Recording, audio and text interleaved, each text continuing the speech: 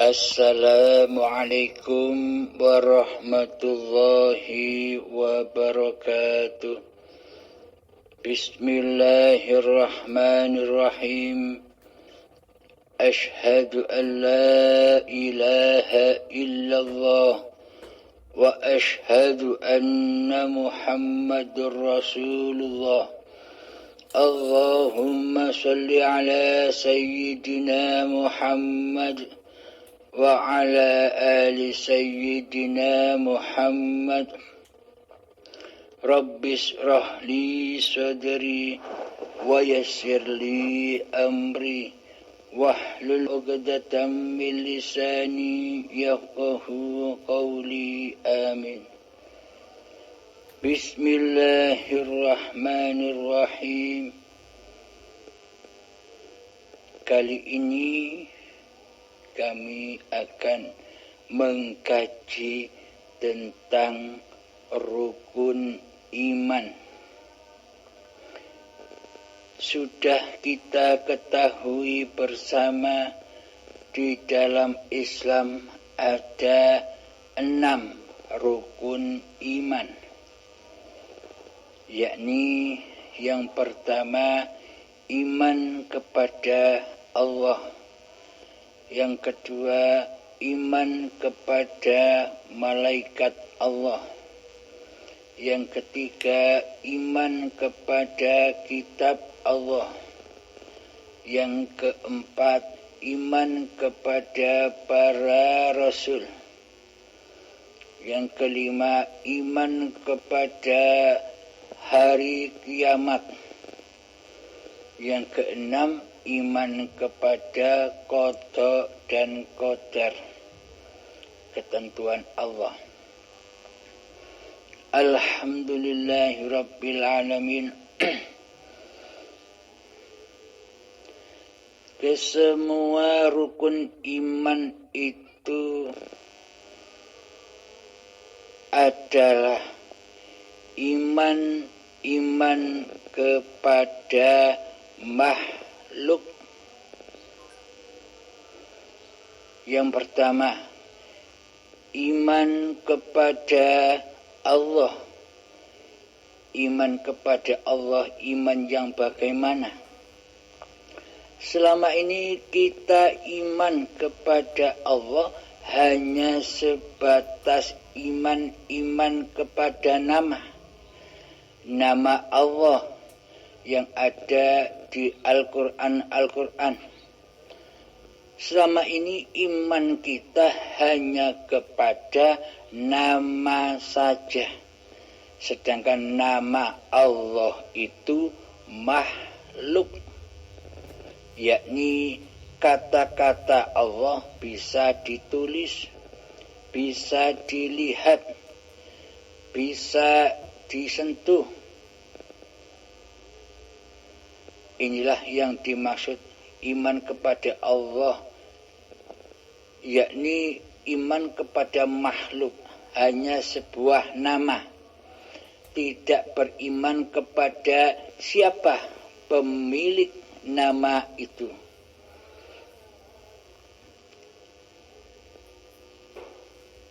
Buktinya selama ini kita tidak bertuhankan Allah, meskipun kita merasa mengaku beriman kepada Allah. Bila kita beriman kepada Allah dengan sebenar-benarnya iman, maka yang jadi Tuhan, maka yang berkuasa atas diri manusia kita ini harus Allah yang jadi imam. Harus Allah yang wujud di hati ini. Harus kuasa Allah yang selalu meliputi diri manusia kita. Begitulah iman kepada Allah yang sesungguhnya. Coba kita hayati, coba kita resapi, apakah sudah begitu iman kita selama ini? iman kita kepada Allah selama ini hanyalah simbol-simbol iman saja, bukan hakul iman. Imannya hanya iman-imanan. Ternyata di hati kita masih mentuhani diri manusia kita sendiri selama ini. Inilah tanda bukti bahwa iman kepada Allah selama ini kita dusta.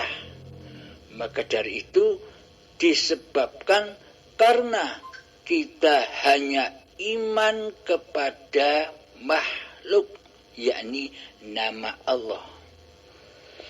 Aplikasinya demikian kan selama ini. Nah, yang kedua, beriman kepada malaikat Allah. Nah, malaikat juga makhluk.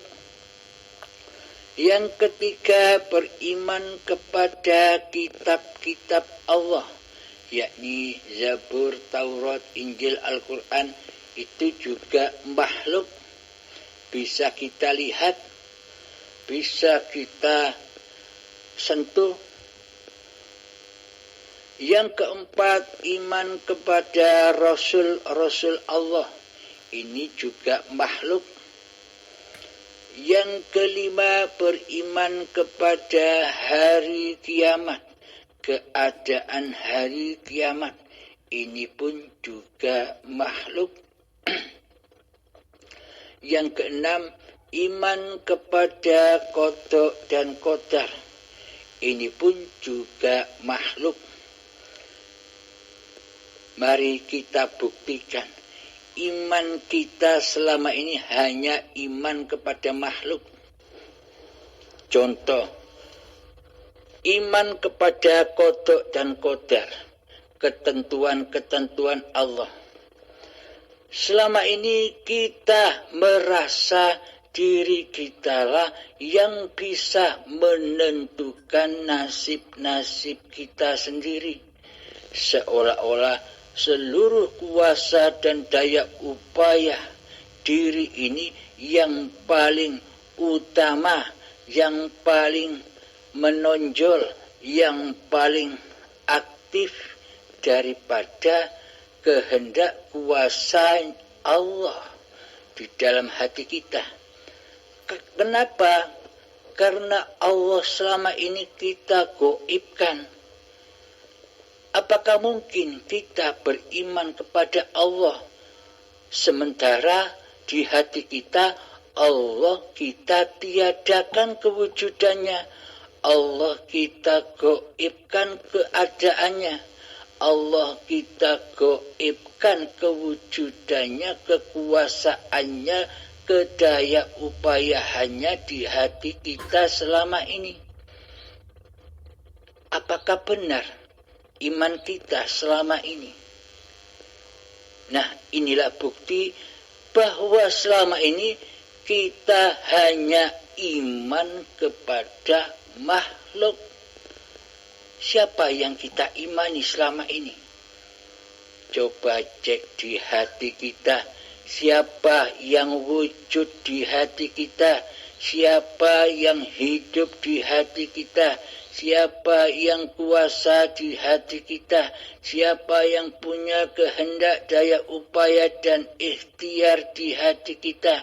Siapa yang kuat di hati kita? Siapa yang berilmu di hati kita? Siapa yang bisa melihat di hati kita?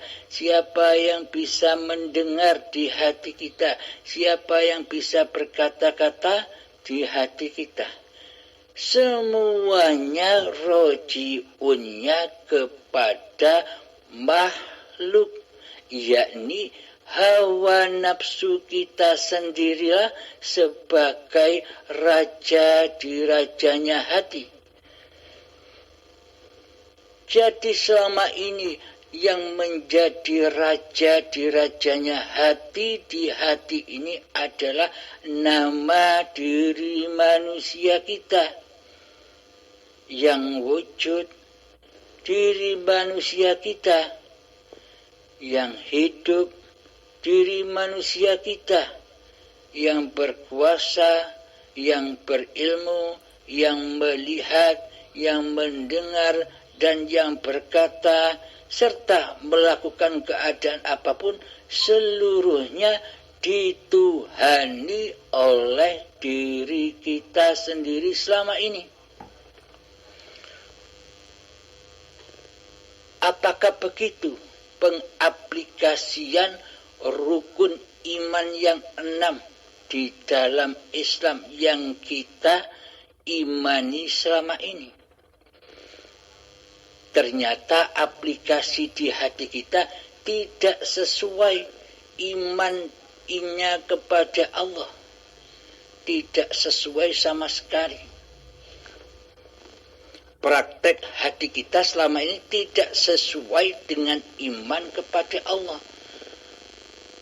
Contoh, ketika sholat, kita merasa diri kita lah yang mengerjakan sholat. Disuruh iman kepada Allah, disuruh berjumpa kepada Allah, disuruh mi'raj kepada Allah. Di dalam seluruh niatan-niatan ibadah, di ujung kalimat niat ada kata-kata lillahi ta'ala. Itulah yang dimaksud iman. Masuk ke alam akhirat, yakni lillahi ta'ala. Apa akhirat itu? Akhir kekuasaan diri manusia kita menjadi Tuhan yang mentuhani di dalam sholat itu sendiri, di dalam ibadah itu sendiri. Namun praktek hati kita selama ini, iman kita kembali menjadi fana. Karena yang kita imani di dalam hati kita selama ini hanyalah kewujudan kehidupan diri manusia kita sendiri.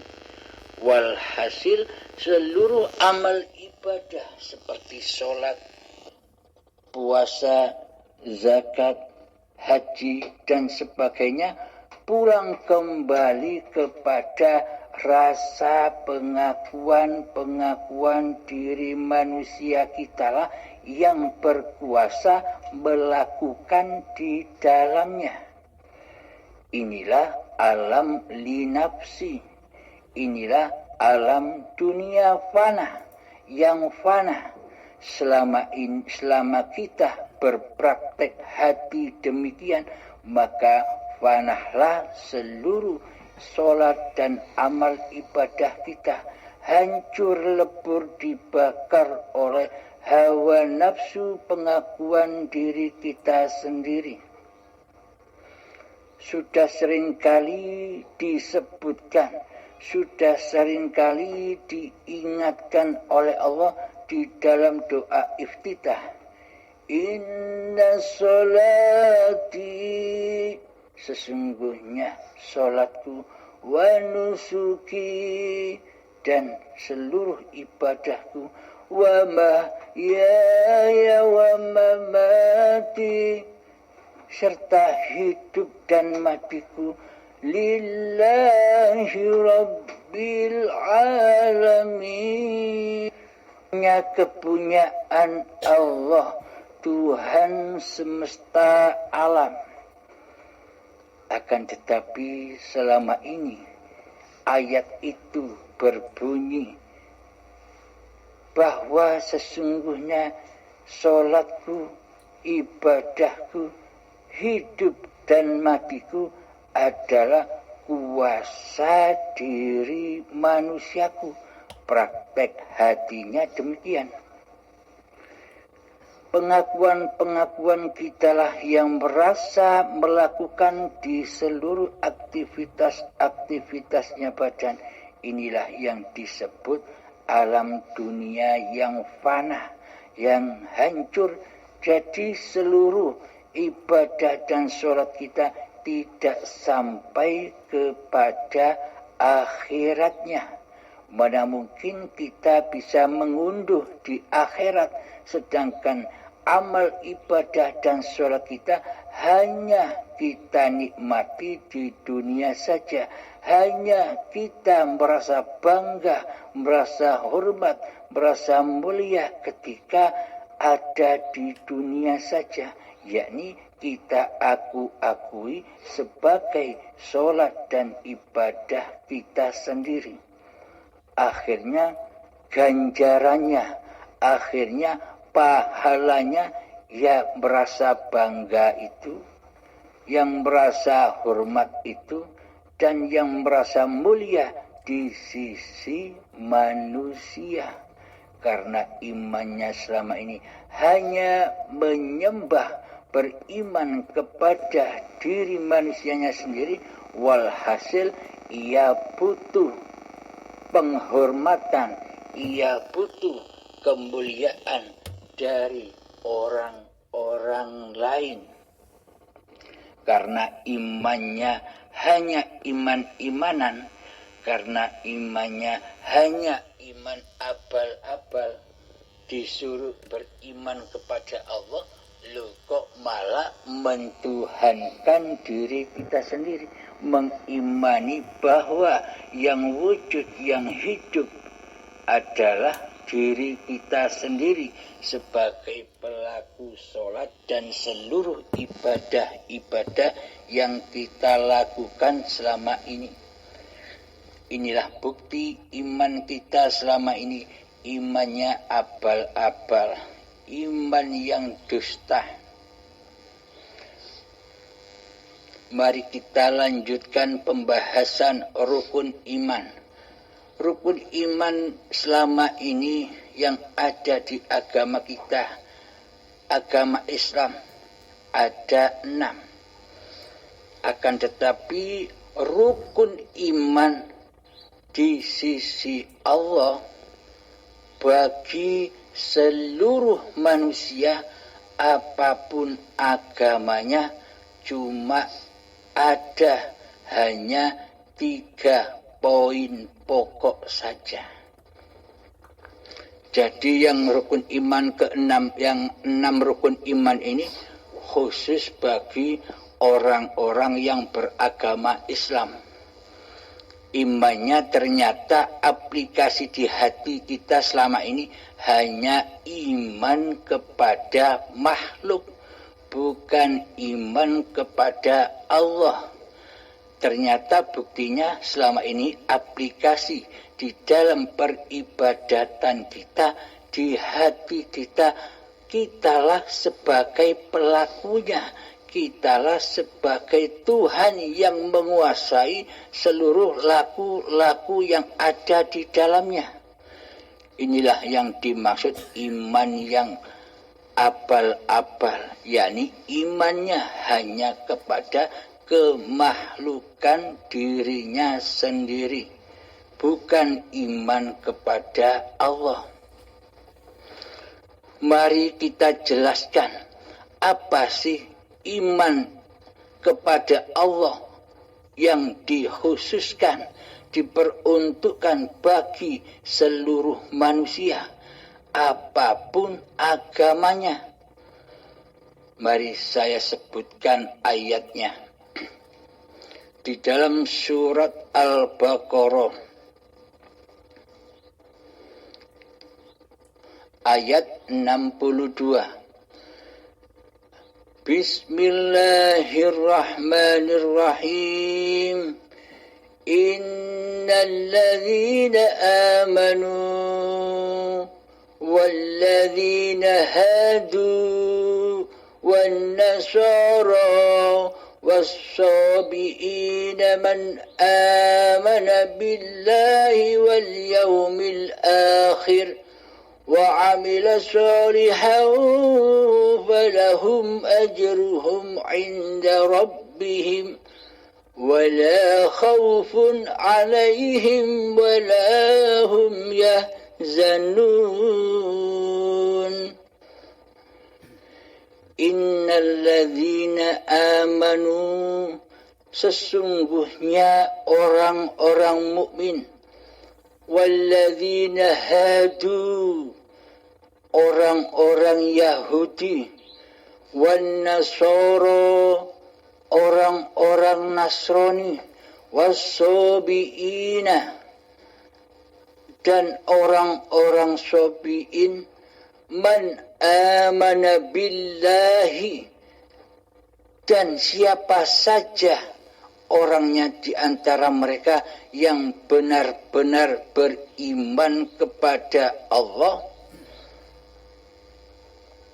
wal yaumil akhir, dan beriman kepada hari kemudian, wa amila sholihan falahum ajruhum inda rabbihim, dan beramal saleh, maka mereka akan menerima pahala dari Tuhan mereka. Wala khawfun alaihim wala hum yahzanun.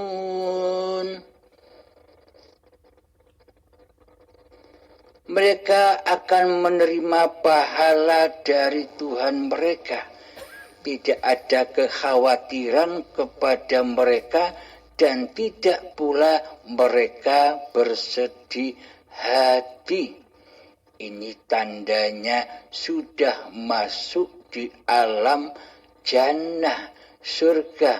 Bila siapapun manusianya, siapapun orangnya, dan apapun agamanya, baik itu mukminin, baik itu Nasrani, baik itu Yahudi, baik itu Sabiin, baik itu agama-agama yang lain, bila di hatinya sudah beriman kepada Allah, beriman kepada hari kemudian, dan beramal soleh, maka mereka akan menerima pahala dari Tuhan mereka. Tidak ada kekhawatiran kepada mereka, dan tidak pula mereka bersedih hati. Apapun agamanya, siapapun orangnya, dan apapun bentuk-bentuk syariatnya, yang terpenting di dalam hatinya ada 3 pilar poin pokok iman. Yang pertama, iman kepada Allah. Yang kedua, iman kepada hari kemudian. Dan yang ketiga, beramal soleh. Maka Allah akan memberinya pahala, dan Allah akan menyayangi mereka sampai mereka tidak akan bersedih hatinya, karena sudah beriman kepada Allah, karena sudah mengenal kepada Allah, karena sudah bertuhankan Allah di hatinya. Bismillahirrahmanirrahim. Mari kita bahas satu persatu. Iman yang bagaimana sih? Iman kepada Allah yang diperuntukkan kepada seluruh manusia sebagai khalifatullah, wakil-wakil Allah di bumi ini. Bagi wakil-wakil Allah di bumi ini, bila ingin selamat sampai ke tujuan kembalinya mereka kepada Allah, maka wajib kita iman kepada Allah, yakni bertuhankan Allah di hati kita. Selama ini kita kan mentuhankan diri kita sendiri. Terbukti Allah gaib di hati kita, terbukti Allah tiada di hati kita. Berarti imannya belum iman kepada Allah, kecuali beriman kepada kemakhlukan diri manusianya sendiri.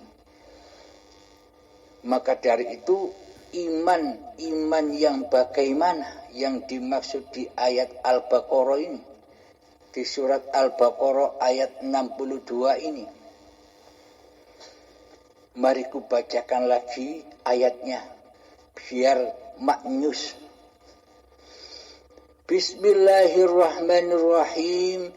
Innal ladzina amanu wal ladzina hadu wan nasara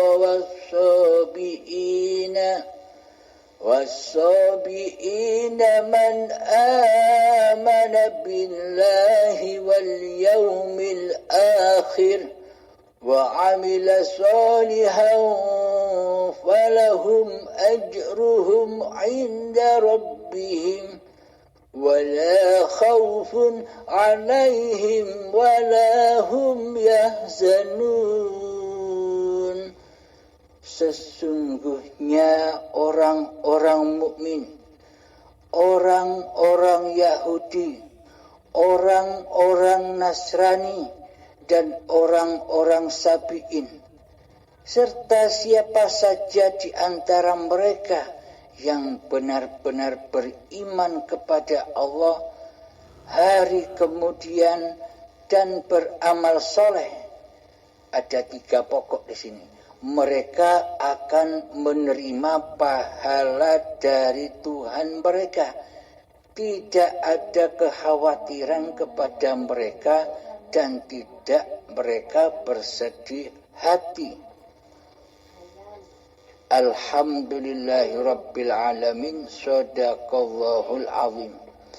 Bila iman 3 ini, 3 rukun iman ini teraplikasi di hati siapa saja orangnya, apapun agamanya, bila sudah mengaplikasikan iman yang 3 ini, maka dialah yang akan mendapatkan pahala di sisi Tuhannya.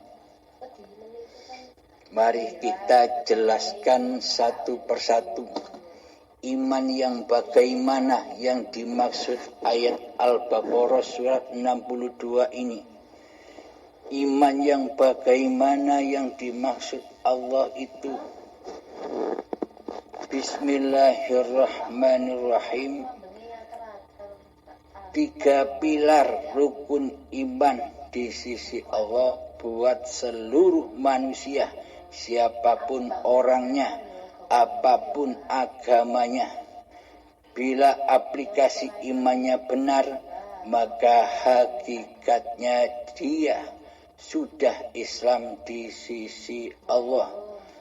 Akan tetapi meskipun kita beragama Islam secara syariat selama ini, bila rukun imannya yang ada di kitabnya sendiri Al-Quran tidak diaplikasikan di hati kita, apakah benar iman kita?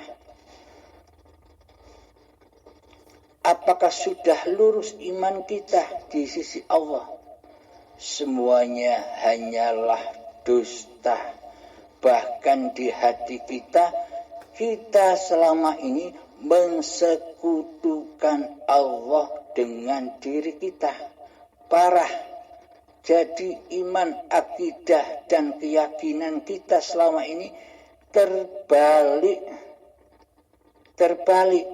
Mestinya jadi hamba, loh kok jadi Allah? Praktek hati kita. Hidup namanya Abdul Halim. Nah, hidup inilah yang berkuasa atas badan-badan Abdul Halim ini.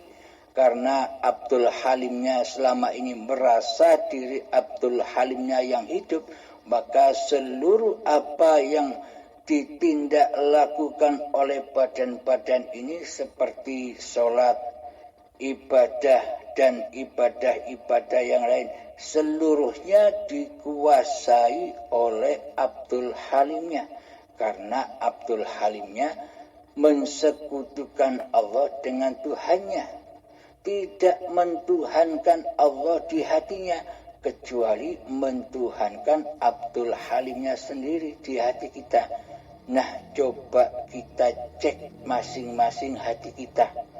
Seperti begitu kan selama ini kita, meskipun kita dikatakan agama Islam, tapi selama ini kita tidak bertuhankan kepada Allah di hati kita. Karena yang wujud, yang nyata di hati kita hanya diri dan nama manusia kita sendiri.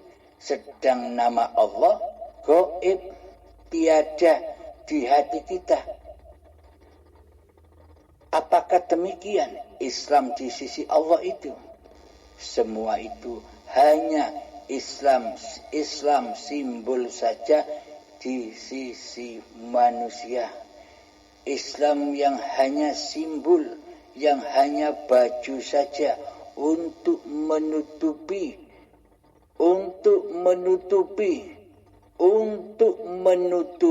ketidakkenalan kita kepada Allah, untuk menutupi keateisan diri kita kepada Allah. Agama-agama kulit yang kita aplikasikan selama ini hanya untuk menutupi kekufuran hati kita, kedustaan hati kita kepada Allah, Tuhan pencipta diri kita. Maka dari itu, kali ini kami terangkan babakan iman ini. Iman yang tiga ini, iman yang untuk dan diperuntukkan untuk seluruh manusia, baik yang mukmin, baik yang Nasrani, baik yang Yahudi, baik yang Sabiin, baik yang Buddha, baik yang Hindu, Katolik, semua manusia apapun agamanya harus tahu 3 pilar pokok iman kepada Tuhan yang Maha Esa. Bila manusia itu percaya, yakin di hatinya bahwa ada Tuhan yang menciptakan diri manusia dan alam semesta ini.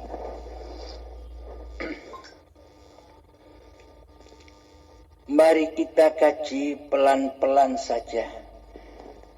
Buka hatimu, buka kitab dirimu, buka kembali asal-usulmu dari mana kita diciptakan. Baik agama mukmin, agama Islam, ataupun agama Nasrani, Yahudi, Majusi, Sabiin, seluruh agama dan seluruh manusia meyakini kitab dirinya sendiri, yakni asal-usul sejarah manusianya hadir di muka bumi ini.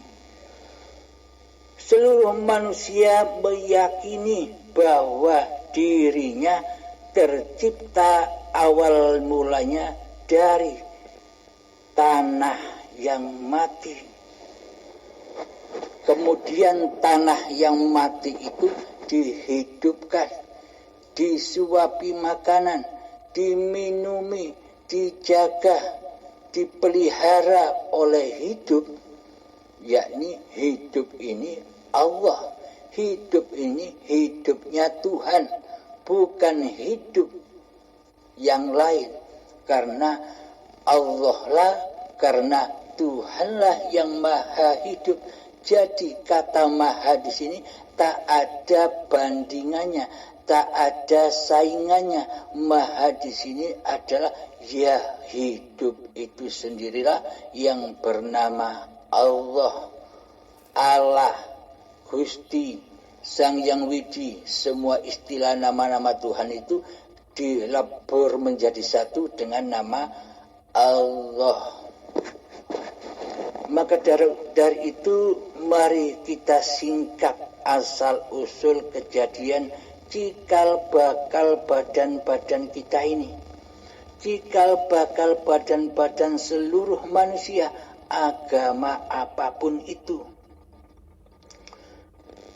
Ketika saat dari tanah-tanah itu diproses oleh Allah, diproses dengan apa? Dengan hayatullah, dengan hidupnya Allah, dengan zatnya Allah sendiri. Cikal bakal badan yang dari tanah itu disuapi oleh Allah, diminumi, dijaga, dikasih sayangi, hingga diperjalankan, dibimbing dengan kasih sayangnya Allah dari tanah hingga menjadi tumbuh-tumbuhan. Kemudian dari tumbuh-tumbuhan dibimbing lagi oleh Allah, dikasih makanan dan minuman oleh Allah, dikasih kesehatan oleh Allah, dikasih sayangi oleh Allah, dipelihara dan dicukupi segala kebutuhannya oleh Allah, hingga dari tumbuhan menjadi hasil dari tumbuh-tumbuhan itu sendiri, yakni berbuah. Buah-buahan menjadi sayur-mayur dan menjadi padi yang bakal dikonsumsi dan dibutuhkan oleh badan-badan manusia.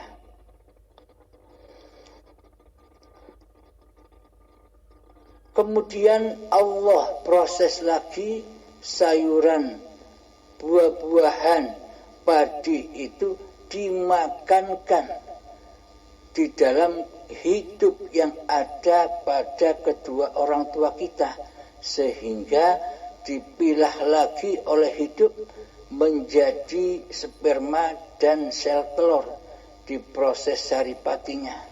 Coba kita hayati, coba kita tafakuri, bila tidak ada hidup, bila tidak ada Allah, apakah kedua orang tua kita ada? Apakah kedua orang tua kita bisa makan dan minum? Apakah orang tua kita bisa mencipta sel sperma dan sel telur? Kan tidak. Keberadaan orang tua kita karena keberadaan Allah, kehidupan Allah yang ada meliputi kedua orang tua kita, yang memelihara badan-badan kedua orang tua kita. Ketika sampai buah-buahan, sayuran dan padi di dalam pencernaan kedua orang tua kita, maka hidup, maka Allah lah yang memproses, memilah-milah saripati makanan-makanan dan minuman itu menjadi darah, menjadi daging, menjadi energi, menjadi vitamin, menjadi imun tubuh, dan menjadi kotoran. Coba perhatikan di sini. Apakah selama ini kita yang memproses semua itu? Setelah kita makan dan minum, kita masukkan kedua tangan kita untuk memilah-milah, untuk memproses saripati-saripati makanan yang berguna ataupun yang tak berguna bagi tubuh kita sendiri. Apakah iya kita memproses sendiri tangan-tangan kita, dimasukkan ke dalam tubuh kita untuk memproses makanan-makanan yang sudah kita makan di dalam pencernaan? Kan tidak. Setelah makan dan minum, kita sudah diam, tidak tahu apa-apa. Kita tidak proses apa-apa. Namun siapakah yang memproses selama ini? Kan hidup, kan Allah. Tanpa ada Allah, tanpa ada hidup, apakah mayat bisa makan? Bisa makan sendiri, bisa memilah-milah, bisa memproses hasil makanan dan minuman sendiri sehingga menjadi sperma dan sel telur? Kan tak mungkin. Semua itu ada, semua itu wujud, semua itu terjadi karena Allah, karena hidup. Maka dari itu setelah menjadi sel telur dan sel sperma, maka bertemulah keduanya akhirnya menjadi gumpalan darah. Jadi dari tanah kepada tumbuhan, kepada buah-buahan, sayuran dan padi hingga menjadi sperma dan sel telur, sekarang berubah nama menjadi gumpalan darah. Siapakah semua yang memproses itu? Anda sendiri sebagai pengaku hidup dan badan ini, sebagai pemilik yang selama ini Anda gaung-gaungkan bahwa hidup dan badan ini milik manusianya. Bila hidup dan badan ini milik manusianya, tentunya kitalah yang menciptakan badan. Tentulah hidup itu kita sejak dari tanah sampai menjadi sel sperma. Itu kita yang melakukan, bukan Allah. Bila hidup dan badan ini kita akui sebagai milik kita. Ternyata kita selama ini cuma akon-akon saja. Cuma ngaku-ngaku saja sebagai pemilik hidup dan badan. Inilah tanda bukti bahwa selama ini kita tidak beriman kepada Allah. Mana iman yang kita gaung-gaungkan selama ini? Semuanya hanya simbol-simbol belaka. Hanya baju-baju agama saja. Mari kita lanjutkan. Setelah menjadi gumpalan darah, di situ Allah memelihara, melindungi, menjaga, membimbing, mengasih sayangi, menyuapi makanan dan minumannya dengan kasih sayangnya. Lalu berubahlah lagi, berkembang biak lagi menjadi gumpalan daging. Dengan hidupnya Allah lah perjalanan-perjalanan cikal bakal badan manusia ini sejak dari tanah sampai menjadi gumpalan daging. Disitulah hidupnya Allah dan badan ciptaan Allah yang berlaku. Maka dari itu disebut suci. Suci bersih dari kehadiran dan kewujudan diri manusia kita. Karena kehadiran dan kewujudan diri manusia kita hanyalah menjadi najis. Karena yang mengkotori hidup dan badan ini adalah diri manusianya. Yang ngaku-ngaku jadi Tuhan. Yang ngaku-ngaku sebagai pemilik hidup dan badan ini. Maka ketika di saat berbentuk gumpalan daging, maka di Al-Quran disebutkan lagi, dinyatakan lagi oleh Allah, ditegaskan lagi oleh Allah, agar apa? Agar manusia kelak di dunia tidak ngaku-ngaku jadi Allah. Agar kelak manusia ingat bahwa hidup ini Allah, bukan hidup manusianya. Maka ayatnya ketika masih berupa gumpalan daging, kutiupkan rohku. Maknanya adalah kuhidupi janin-janin ini dengan hidupku. Itu maknanya. Jadi roh itu ruhullah, bukan ruhnya manusia. Ruhullah atau hayatullah inilah yang mendalangi seluruh manusia, yang menghidupi seluruh manusia sebagai wali-wali seluruh manusia.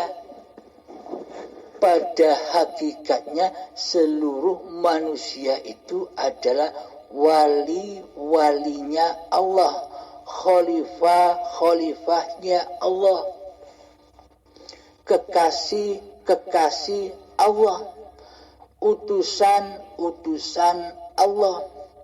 Akan tetapi mayoritas manusia tidak mau, tidak rela, dan tidak ridho berwalikan kepada Allah, berwalikan kepada hidup.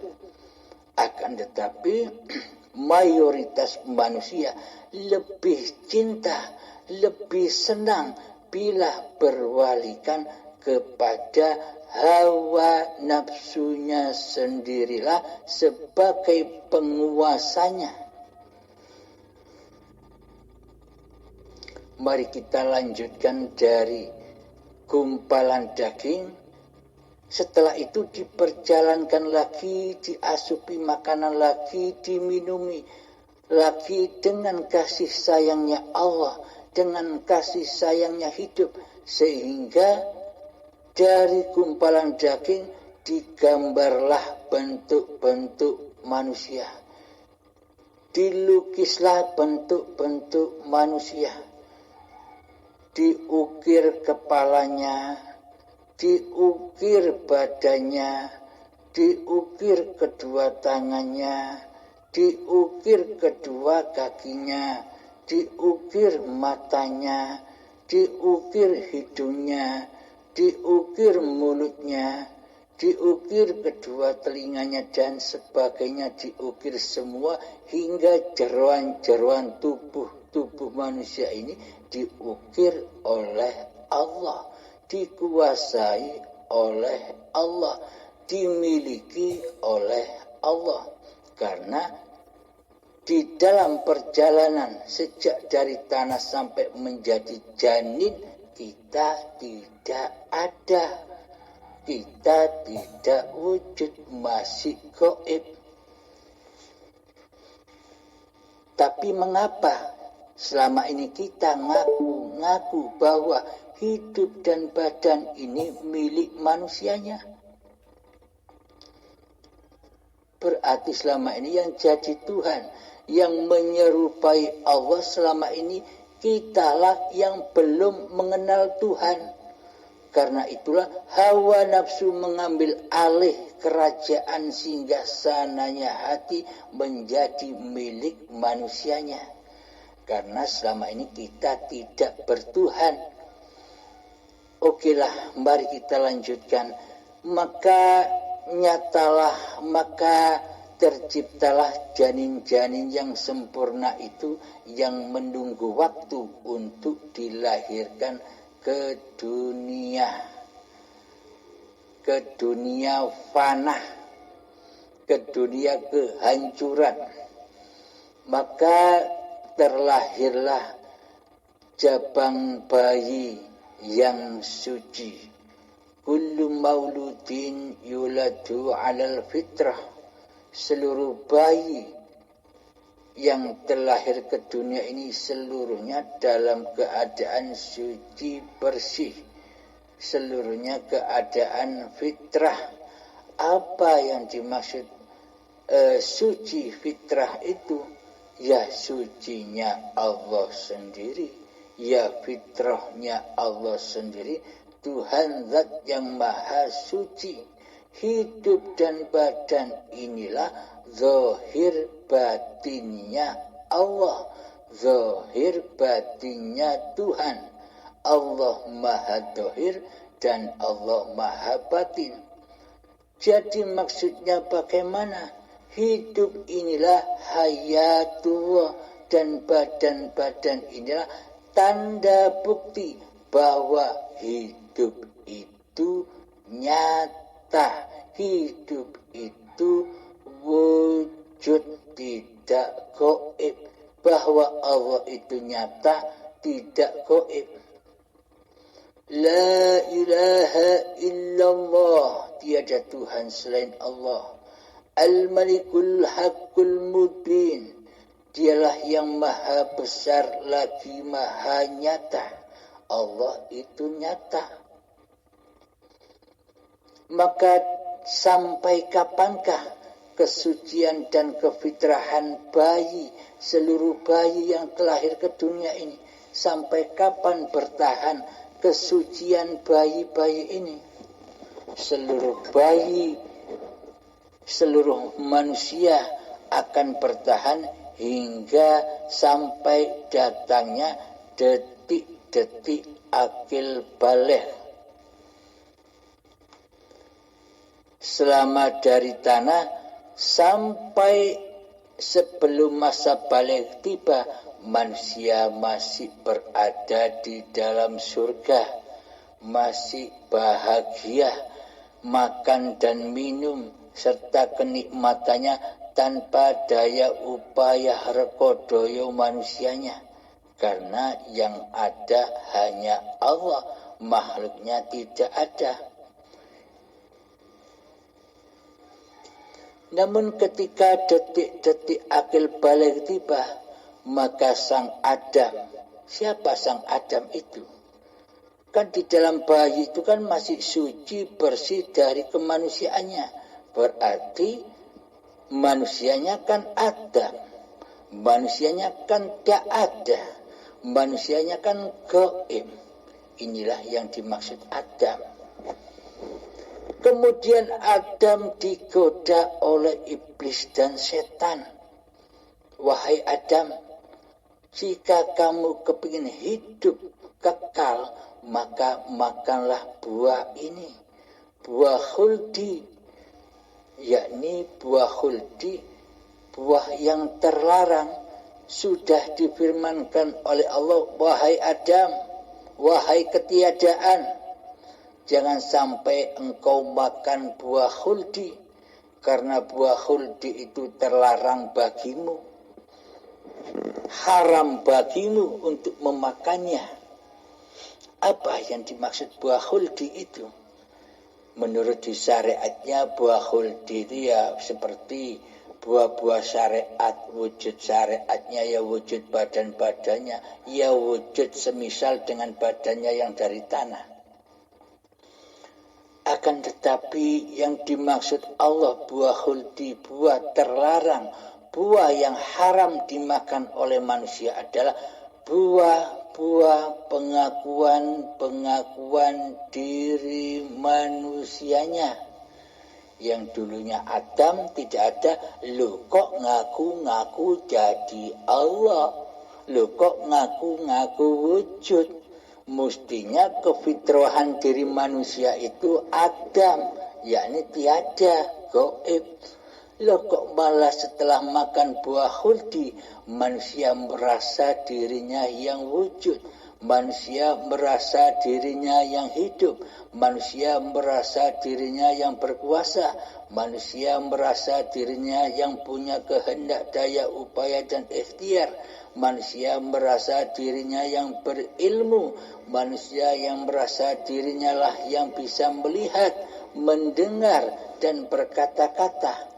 Seolah-olah manusia sudah menyerupai Allah, karena seluruh sifat-sifatnya Allah sudah diakui oleh manusianya. Mestinya Adam, lu kok malah ngaku jadi Allah. Apa sebabnya? Karena belum kenal, karena belum tahu siapa fitrah keadamannya, siapa kefitrahan diri manusianya, dan siapa kefitrahan diri Tuhannya. Inilah yang disebut kullu nafsin dha'iqatul maut. Di hadisnya Rasul, sesungguhnya setiap diri, setiap nafs pasti merasakan kematian.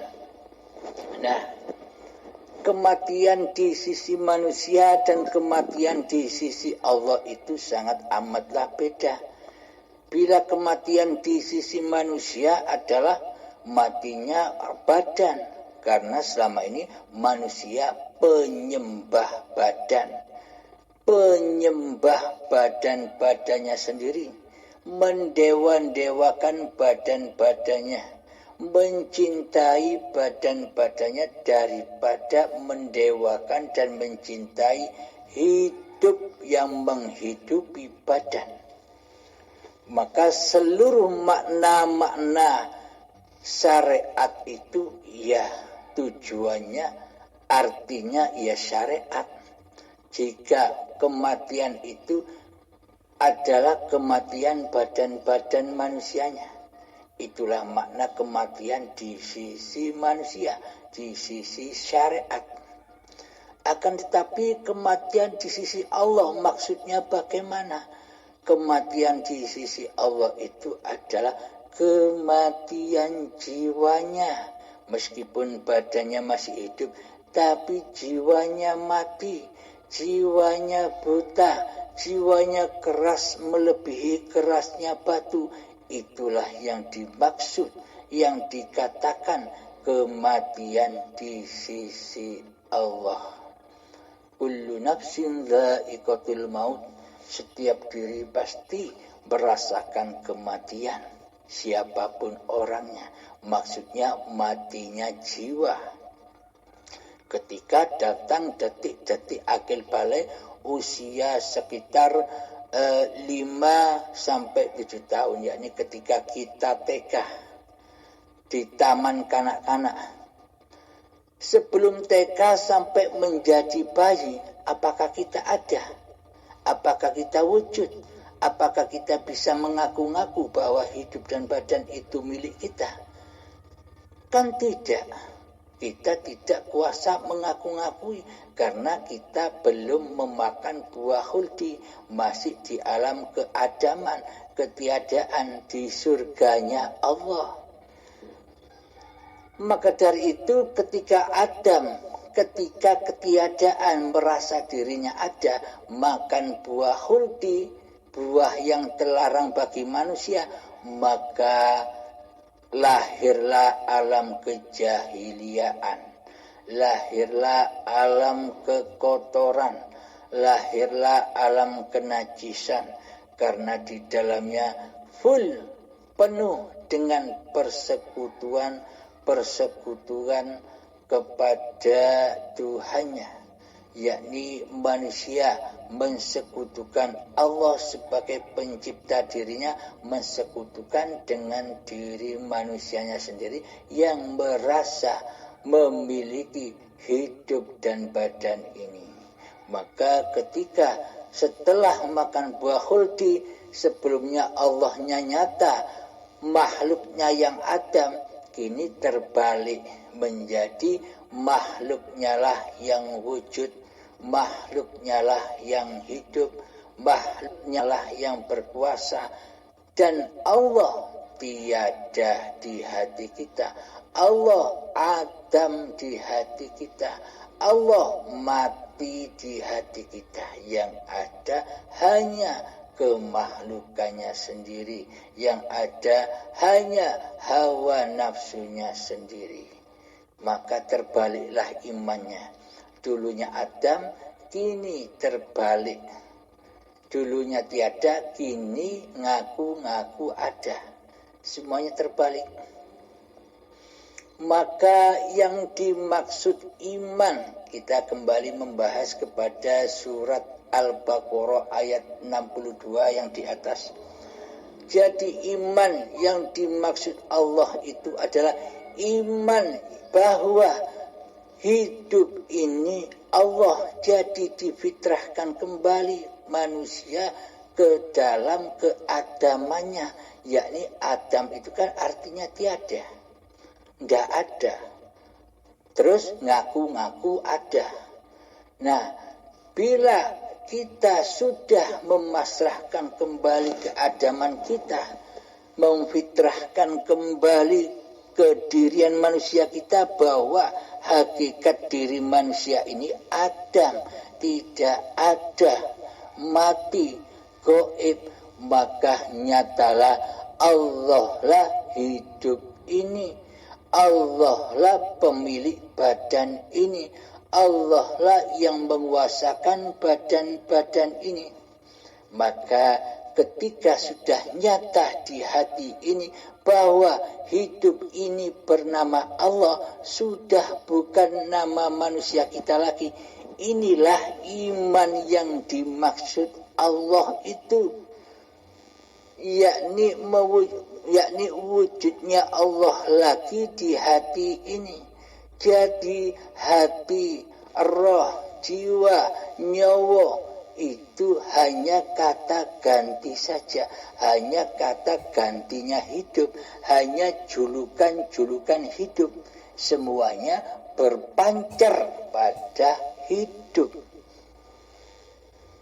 Maka dari itu, bila sudah nyata iman di hati ini bahwa hidup dan yang bernama hidup ini adalah Allah, yang mempunyai nama Allah itu adalah hidup, maka inilah iman yang dimaksud di ayat di surat Al-Baqarah ayat ke-62.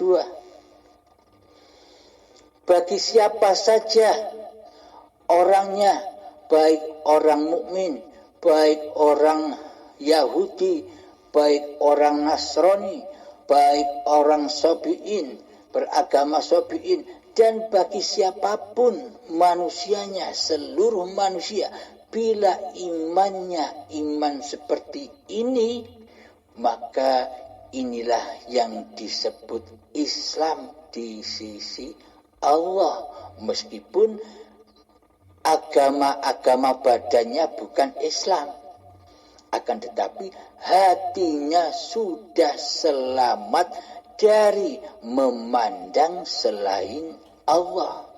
Inilah Islam.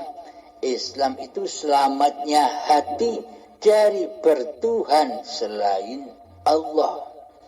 Jadi siapapun orangnya, apapun agamanya, bila imannya seperti ini, inilah tauhid yang dibawa para nabi-nabi dan para rasul.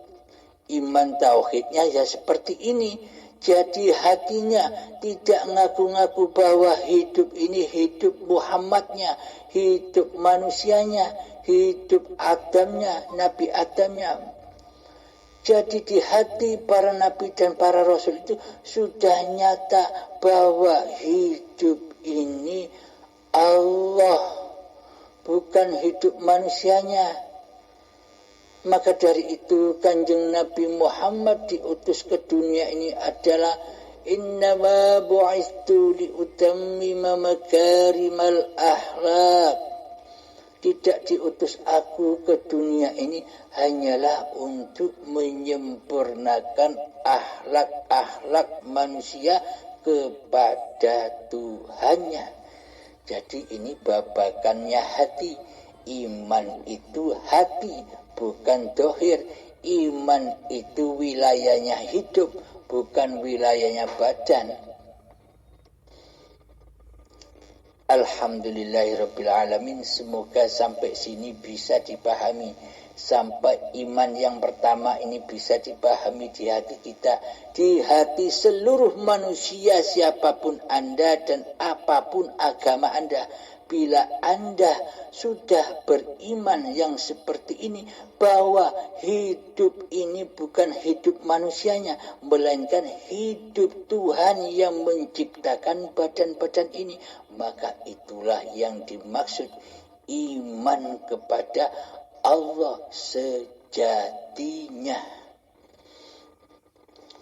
Bila sudah teraplikasi iman yang seperti ini, maka selamatlah hati manusianya kepada Tuhannya.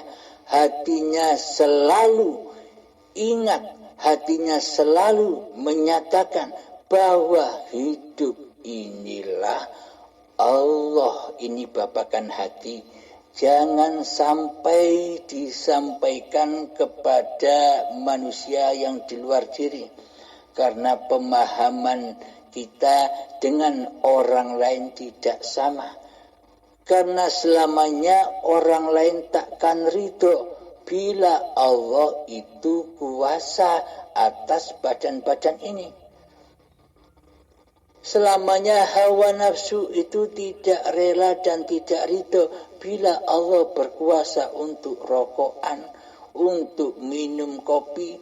Dikira selama ini yang bisa minum kopi dan rokokan itu badan-badan yang mati. Bukan. Allah lah penggerak motorik di dalam badan itu ketika apapun aktivitasnya, baik di dalam hobi dan merokok. Bila sudah nyata Allahnya di hati, maka disitulah letak hakikat puasa, yakni puasanya hati dari makhluknya, puasanya hati dari nama Abdul Halimnya yang ada hanya Allah. Itulah iman, itulah pilar-pilar pokok iman yang pertama, yakni iman kepada Allah. Yang kedua, iman kepada hari kemudian. Nah, ketika sudah nyata di dalam hati manusia bahwa hidup ini bukan hidup manusianya, namun hidup ini hidup Tuhannya, maka itulah yang dimaksud hari kemudian. Ketika manusia sudah menyadari apa yang selama ini ia lakukan, ketika manusia menyadari bahwa selama ini ia sudah mensekutukan Allah dengan diri manusianya, inilah dosa-dosa yang tak terampuni, karena selama ini yang jadi Tuhan adalah diri kita. Kita tidak beriman kepada Allah selama ini. Maka apapun amal yang kita lakukan tidak ada faedahnya sedikit pun, malah menjadi racun. Sholat yang kita kerjakan, ibadah yang kita kerjakan, ilmu yang kita punya, selagi di dalam hati ini masih wujud nyata Abdul Halimnya, semuanya menjadi racun. Bagi siapa, di Al-Quran disebutkan, bagi siapa yang memperturutkan hawa nafsunya, yang mentuhankan hawa nafsunya, maka derajatnya di sisi Allah adalah lebih rendah daripada anjing dan celeng. Lebih rendah. Jadi kalau bisa diungkap, kepalanya masih kepala anjing, celeng, dan babi. Bagi manusia yang memperturutkan hawa nafsunya, yang mentuhankan hawa nafsunya daripada mentuhankan Tuhannya di hatinya. Yang wujud di hatinya adalah diri manusianya, dan Allah sebagai pencipta diri manusianya digoibkan dan ditiadakan di hatinya. Inilah yang dimaksud hari kemudian. Iman yang kedua hari kemudian, yakni ketika kita sudah menyadari kefitrahan diri manusia kita, ketika kita sudah mengkiamatkan kewujudan diri manusia kita, menghancurkan langit dan bumi manusia kita. Apa langit bumi manusia kita? Langit yang selama ini hidup yang kita akui sebagai hidup manusianya, itulah langitnya manusia. Terus buminya apa? Badan-badan inilah bumi yang selama ini diakui sebagai badan milik manusianya. Nah, ketika hidup dan badan, ketika langit dan bumi ini dihancurkan, yakni kiamat, hancur lebur, maka di dalamnya ketika manusianya sudah fana, sudah hancur lebur, sudah gaib, maka manusianya sudah tidak berlaku lagi di hatinya. Setelah itu hidup akan mengaku. Setelah hari kiamat, setelah hancur lebur, hidup akan mengaku begini. Siapakah yang mengaku jadi Allah? Ya tentunya tidak ada yang menjawab. Soalnya hari kiamat sudah hancur lebur semua. Makhluk-makhluk semua pada mati. Manusianya sudah mati. Sudah fitrah ke asalnya, ke alam kejadiannya, yakni gaib. Tiada. Maka yang ada ya hanya Allah. Yang bertanya Allah, Dan yang menjawab, ya Allah.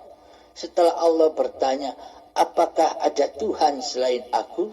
Setelah hari kiamat yang digambarkan disyariatkan begitu. Setelah hancur lebur dunia ini, langit sudah hancur lebur, maka Allah berfirman ketika makhluk semua pada mati, adakah Tuhan selain aku?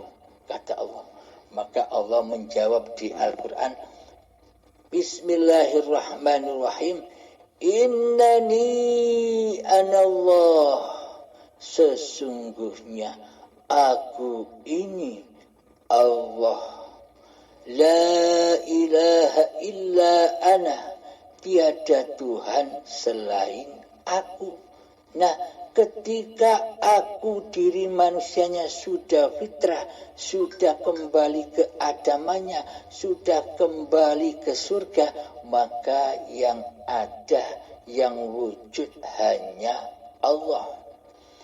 Innani anallah, sesungguhnya aku ini Allah, la ilaha illa ana, tiada Tuhan selain aku. Inilah pengakuan hayatullah, hidupnya Allah. Ketika hidupnya, ketika rasa kepemilikan badan manusianya sudah hancur lebur di dalam kefanaan. Ketika laku zuhud, laku bersemedi, laku mengheningkan cipta-cipta diri manusianya kan seperti ini. Yakni mengkiamatkan diri, mematikan diri, memutus urat nadinya sendiri.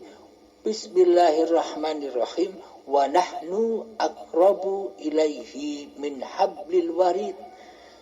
Sesungguhnya kami lebih dekat kepadamu daripada urat nadimu.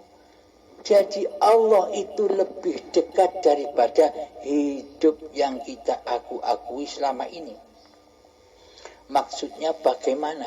Bila urat nadi itu masih utuh, masih belum terputus, manusianya belum mati, maka manusia tidak akan bisa bertemu dengan yang maha dekat dengan manusia itu sendiri. Wa nahnu aqrabu ilaihi min hablil warid, dan aku lebih dekat kepadamu daripada urat nadimu. Karena Allah selama ini terhalang, terbelenggu oleh urat nadi kita sendiri, yakni Allah terbelenggu oleh kewujudan diri manusia kita sendiri. Maksudnya Allah terbelenggu itu kita tidak mengenali Allah karena diri kita terbelenggu dengan hidup yang kita akui sebagai hidup manusianya. Kita mengaku-ngaku badan ini badan manusianya, itulah belenggunya manusia, hingga tidak mengenal dengan Allah yang lebih dekat kepada manusia daripada manusia itu sendiri. Maka di dalam laku zuhud, laku tirakat, laku khalwat, laku mengheningkan cipta-cipta diri manusia kita, itulah jalan peperangan fisabilillah, peperangan menuju Allah.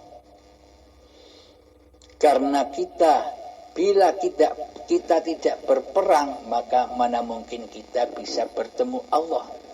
Maka untuk bertemu Tuhan, kita wajib berperang melawan diri kita sendiri, yang nyata sebagai iblis setan yang nyata. Kata Allah, iblis setan itu nyata, tidak gaib. Siapakah iblis setan itu? Ya diri kita sendiri. Nama kita sendiri di hati kita, itulah nyatanya iblis dan setan itu. Maka dari itu muncullah hari kemudian. Siapa yang ada di hari kemudian itu? Ya Allah sendiri, bukan manusianya. Siapa yang ada di alam kebangkitan itu? Ya esanya Allah sendiri, bukan manusianya yang bangkit. yang selama ini digambar-gambarkan di syariat, manusia bangkit nanti seperti kecambah. Yang bangkit bukan manusianya, bro. Yang bangkit bukan badan-badannya, bro. Yang bangkit adalah esanya Allah sendiri yang menghidupi, yang menguasai, dan yang mentuhani badan-badan ini. Itulah hari kebangkitan, hari kemudian di sisi Allah. Sudah jelas, hari kemudian pilar iman pokok untuk seluruh manusia dan apapun agamanya. Yang satu dan yang kedua, yang satu iman kepada Allah sudah kita bahas. Yang kedua beriman kepada hari kemudian sudah kita bahas. Siapa yang ada di hari kemudian itu? Yang ada di hari kemudian maksudnya ya ketika hidup ini sudah kembali bernama Allah. Itulah hari kemudian. Manusianya sudah kembali kepada alam keadamannya, ketiadaannya, kegoibannya. Seperti selama ini Allah kita goibkan. Jadi manusianya goib seperti itu. Seperti selama ini kita selalu menggoibkan Allah, mentiadakan Allah di hati kita. Maka setelah muncul hari kemudian, maka yang nyata hanyalah Allah, yang wujud hanyalah Allah. Sebagaimana kita selama ini mewujudkan diri manusia kita, mewujudkan nama manusia kita, seperti itu. Jadi intinya kebalik. Selama ini iman, akidah, keyakinan kita terbalik, salah. Karena tidak beriman kepada Allah, karena tidak bertauhid kepada Allah, karena imannya masih iman abal-abal, iman yang dusta, bukan iman yang seperti ini. Iman yang seperti inilah yang dibawa oleh para nabi dan para rasul. Keadaan-keadaan hati para rasul dan para nabi ya seperti ini. Hati selalu mentauhidkan Allah, hati selalu mengesahkan Allah daripada mentauhidkan dan mengesahkan diri manusianya di hatinya. Mari kita lanjutkan. Setelah hari kemudian, iman yang kedua, kita menuju iman yang terakhir, yang ketiga. Untuk manusia, untuk seluruh manusia, dan untuk apapun agama yang dianutnya. Yang terpenting, punya di dalam hati ada 3 pilar pokok ini, maka engkau disebut sebagai Abdullah di sisi Allah. Yang ketiga adalah beramal soleh. Coba kita hayati, coba kita tafakuri. Apakah mungkin manusia bisa beramal soleh? Jangankan amal soleh, amal saja tidak bisa manusia. Bagaimana mungkin manusia bisa beramal sedang manusia sudah fitrah kembali ke adamannya, manusianya sudah tidak ada. Bagaimana mungkin manusia bisa beramal? Yang beramal itu adalah hidup. Jadi hamba selalu menyaksikan siapakah yang beramal itu, yakni apapun tindak laku badan inilah amal soleh. Ketika di hati sudah nyata Allah nyala yang menguasai apapun pergerakan di dalam badan itu. Baik badan sholat, amal soleh. Baik badan puasa, amal soleh. Baik badan itu bersedekah, amal soleh. Karena manusianya sudah tidak berkuasa mengejarkan syariat-syariatnya. Bila manusianya sudah tidak ada, sudah kembali ke alam keadaman, apakah mungkin manusia bisa bersyariat? Selama manusia mengaku bisa bersyariat, itu tandanya hatinya kufur. hatinya dusta, hatinya ateis, tak bertuhan kecuali mentuhankan dirinya sendiri, yang merasa bisa bersyariat. Inilah alam linafsi, manusianya masih menjadi Tuhan. Namun amal soleh yang dimaksud itu adalah amalillah, amalnya Allah sendiri, af'alullah sendiri. Itulah yang dimaksud amal yang soleh. Bagaimana mungkin Allah menolak amalnya sendiri bila sudah nyata bahwa hidup ini Allah? Dan Allah akan menolak kepada amalnya seluruh manusia jika di dalam hati seluruh manusia masih ngaku-ngaku bahwa hidup ini adalah hidup diri manusianya, bahwa badan ini adalah badan diri manusianya, maka Allah akan menolak.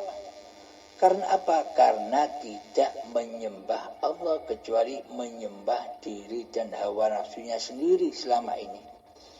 Maka seluruh amalnya hancur lebur, fana, karena yang disembah yang fana. Bila kita beramal yang disembah yang bako, maka amal itu akan menjadi amal yang soleh. Karena yang melakukan, karena yang berafal di dalamnya adalah yang bako, yakni hayatullah itu sendiri.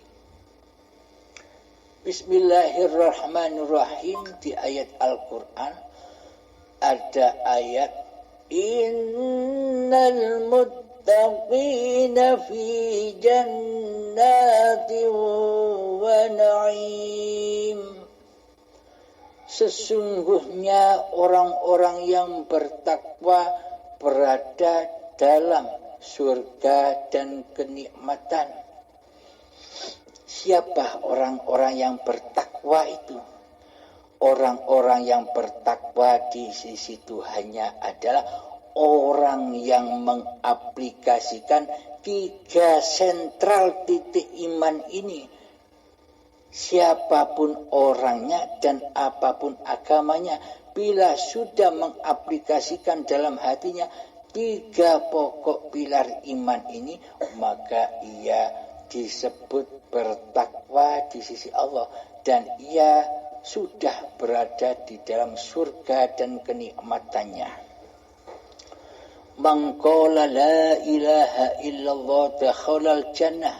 Barang siapa yang mengaplikasikan dalam hatinya tiada Tuhan selain Allah, tiada Tuhan selain hidup, maka ia sudah berada di dalam surga. Dakhala itu fi'il madi, artinya sudah di dalam surga, bukan akan. Jadi surga neraka itu ya ada di dunia ini, bukan nanti. Alhamdulillahirabbil alamin. Semoga penjelasan tentang 3 pilar pokok iman ini bila diaplikasikan di hati manusia, seluruh manusia dan apapun agamanya, dan siapapun yang mengaplikasikan 3 pokok pilar iman ini, maka ia akan menjadi waliullah. Maksudnya bukan manusianya lo yang wali, bukan badannya lo yang wali. Yang wali itu adalah al-wali, ya hayatullah sendiri. Manusia yang sudah berwalikan, manusia yang sudah mentuhankan Allah di hatinya daripada mentuhankan diri manusianya sendiri. Itulah yang disebut wali. Jadi tak ada seorang pun yang bisa jadi wali kecuali al-wali. Paham? Tak satu pun manusia itu disebut wali kecuali al-wali. Karena manusianya tak ada, mana mungkin disebut wali. Yang disebut wali itu yang wujud, yang hidup, yang berkuasa, yaitu al-wali, yaitu Allah itu sendirilah walinya.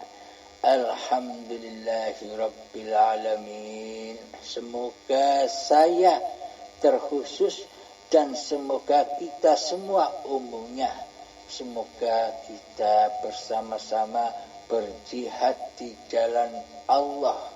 Inilah peperangan agung di sisi Allah yang lebih mulia daripada peperangan fisik yang ada di dunia ini. Semoga Allah selalu membimbing kita semua selalu berjalan di dalam siratal mustaqim, jalan yang lurus menuju Tuhannya, agar kita selalu menyaksikan Allah di dalam kehidupan ini. Siapa yang bersaksi? Ya Allah sendiri. Bagaimana mungkin manusia bisa menyaksikan Allah? Bagaimana mungkin manusia bisa bersaksi kepada Allah? Manusianya itu Adam sudah kembali ke agamanya, sudah kembali ke alam kesejatiannya, yakni tiada dan gaib. Yang bisa menyaksikan Allah, ya Allah sendiri. Assalamualaikum warahmatullahi wabarakatuh.